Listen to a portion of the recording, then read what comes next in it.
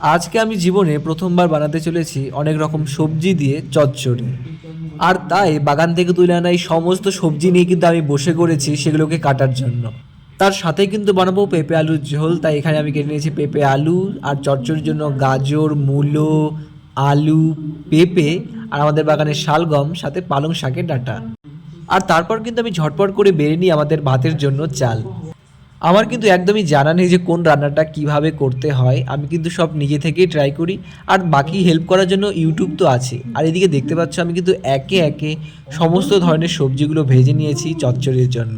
আমার এদিকে সমস্ত সবজি ভাজা হয়ে গেলে একটা কড়াইয়ে পেঁয়াজ, টমেটো এবং মশলা দিয়ে কিন্তু আমি ভালো করে কষিয়ে নিই।